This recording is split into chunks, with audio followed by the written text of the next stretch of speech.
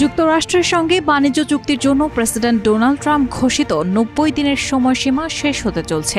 আর একদিন পরেই 9 জুলাই রাত 12টা 1 মিনিটেই শেষ হবে এই আলটিমেটাম। এরপর কি ঘটবে তা কেউ জানে না। নীতি নির্ধারকদের কাছেও এটি এক কল্পনার বিষয়। ফলে বিশ্বজুড়ে অর্থনৈতিক অঙ্গনে দেখা দিয়েছে চরম অনিশ্চয়তা ও টানটান উত্তেজনা।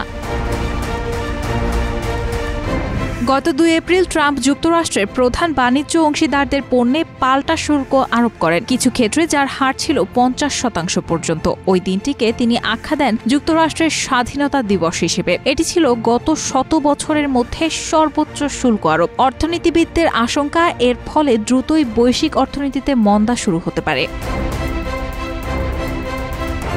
9 এপ্রিল থেকে এসব শুল্ক কার্যকর হওয়ার আশঙ্কায় ওয়াল স্ট্রিটে অস্থিরতা দেখা যায়, যার প্রভাব পড়ে বন্ড বাজারেও। পরে ট্রাম্প 3 মাসের জন্য শুল্ক স্থগিতের ঘোষণা দেন। বলেন, বিনিয়োগকারীরা বেশ অস্থির হয়ে উঠেছিলেন, ভয় পাচ্ছিলেন, সে কারণেই তার পিছিয়ে আসা।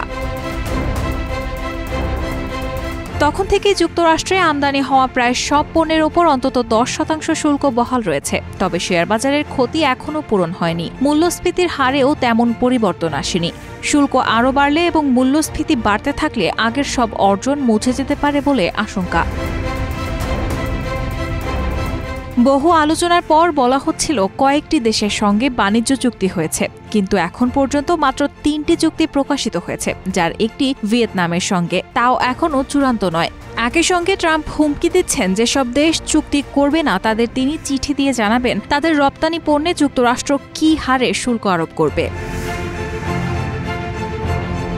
9 জুলাইয়ের সময়সীমা ঘনিয়ে আসার মধ্যে প্রশাসনের তরফ থেকে বলা হচ্ছে এপ্রিলের শুল্ক হার ফিরিয়ে আনা হতে পারে বা আরও বাড়ানো হতে পারে। তবে আলোচনায় আন্তরিক এমন দেশগুলোর জন্য সময় বাড়ানোর কথাও ভাবা হচ্ছে।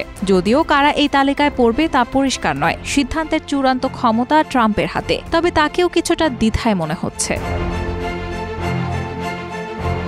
সম্প্রতি ট্রাম্প বলেন, আমরা চাইলে যা খুশি করতে পারি, সময়সীমা বাড়াতেও পারি, কমাতেও পারি। তিনি বিষয়টি সংক্ষেপে সেরে ফেলতে চান। সবাইকে একটি করে চিঠি পাঠিয়ে বলতে চান, অভিনন্দন, আপনারা এখন থেকে 25% শুল্ক দেবেন।